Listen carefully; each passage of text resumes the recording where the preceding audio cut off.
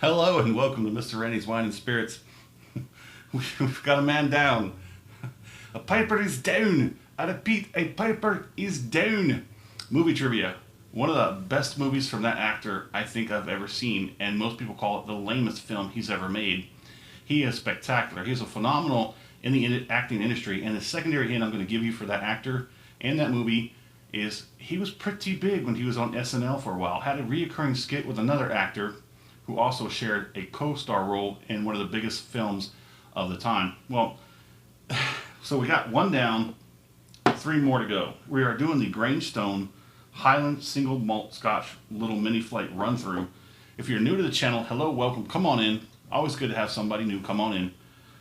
All my returning viewers, you know, sometimes you get a good one. So we did the, previously we did the, I'm sorry, I don't know what it is about it doesn't want to focus smaller than this, but this is the bourbon cask finish, and we are done with that. Today we're going to be doing the 12. We're going to jump up to the 12. Hold on. I got you. Here we go. See? Look at that. Hold on just a second. I forgot to mention something in the previous video. It is 40%. I do believe all of these are 40% alcohol by volume. There you go. 40% alcohol by volume. Delicate, subtle spice and oak notes. So this is going to be the 12 year, aged 12 years, distilled, bottled in Scotland. I'll give you a look at that little cute little backside. There you go. Not a whole lot to go by, but hey. So while I put that back down and pull you back out there. Okay. So the reason why we're doing them in this line here is because this is basically like the standard bourbon cask finish. Now we're going to do the 12 year, and this is not double maturated, not double matured, not finished. It is the straight up OG, the real McCoy 12 year, age 12 years. Okay. But now that I think of it, it's like we're missing one, right? Because if this is where they start, which I have no idea, I apologize for that. This is a completely blind, you know, jumping headfirst into shallow, shady waters. Bad idea, but hey, live life. Let's go.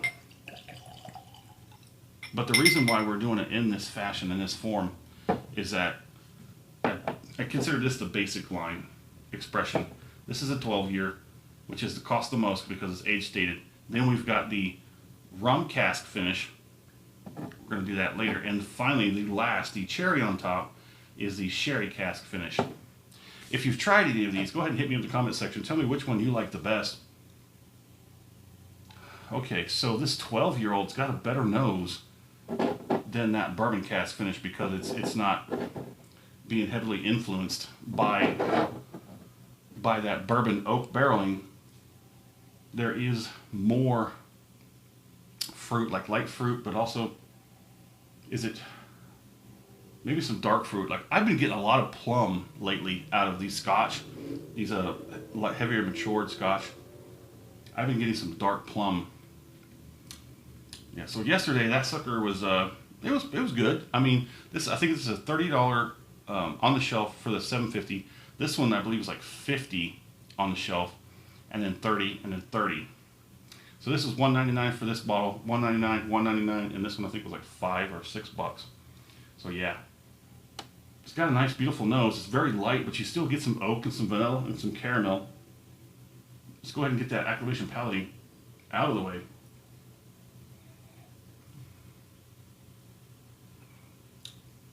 Oh yeah, that's a lot smoother than that bourbon cask finish. 12 years seems to be that sweet spot to start off with some quality aged Scotch. Now we've had that Glenmorangie 10, and that Glenmorangie 10 almost put Randy out of the game when it comes to the Glenmos. But we had that little mini flight just like we're doing here today, which is why I do consider these now to be more viable than ever before. You get to get in there, you get to try it. So you may have tried this one and be like, nah, I don't like Grangestone, or I don't like that Glengoyne. But I tried that virgin white oak, and that was good. That was the best one. I don't want to say that it's the end all vote on that, but hey,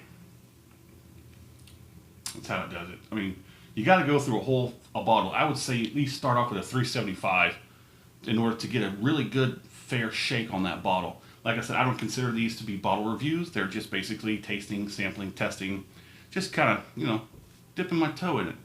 See what's up. Let's go ahead for that second one and see what she has to say.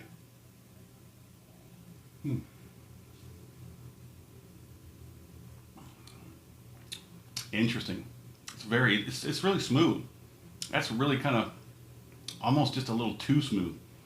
If you like the video, go ahead and hit that thumbs up button. And while you're there, go ahead and subscribe to the channel if you haven't done so.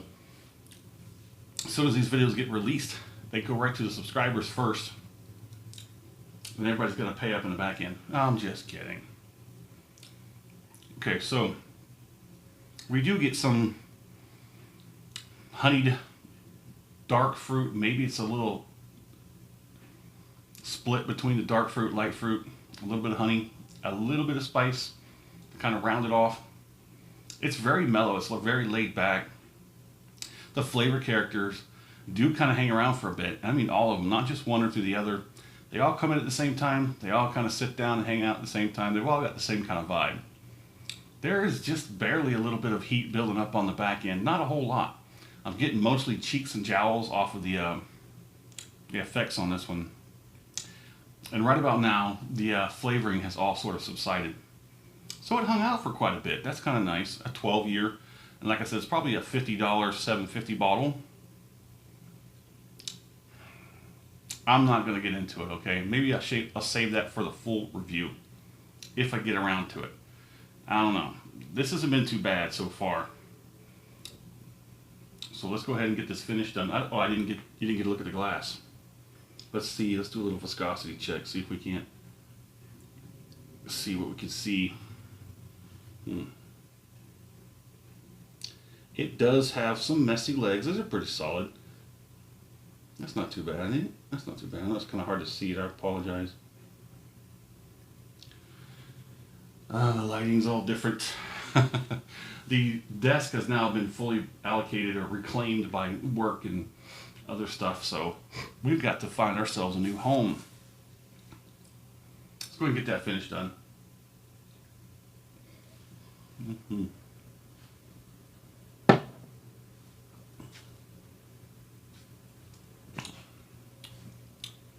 That's interesting. That is interesting. So I'm getting a little more of something different on the back end. Something you probably don't get out of something that's, you know, that's more matured. Most of these 12 years. What's a Highland? Yeah, that's what it is. It's a Highland.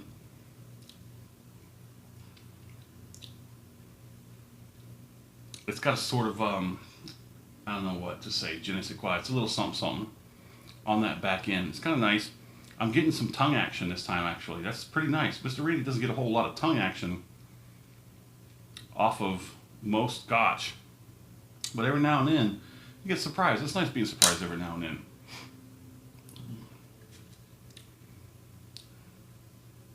So the flavor profiles are starting to fall apart. I still got some good cheek action going on. Some heat starting to build up in the background finally. But nothing that's going to be too much. It seems like this sort of transitioned from one thing to the next. Just maybe from A to B, and now it's kind of fallen out of B. But it's going to hang in there for a moment, but I'm not going to keep you. In the comments section, I'd like to know, where are you at? What are you drinking? What's going on in the world of libations around you? Have you had a Grangestone? Have you had the 12-year? Have you had the double matured bourbon cask? Have you had the rum cask? Have you had the sherry cask? Bam, whatever. Go ahead and hit me up in the comment section. And as always, thanks for stopping by here at Mr. Randy's Wine and Spirits. That's an okay one. We'll go with that. That's okay.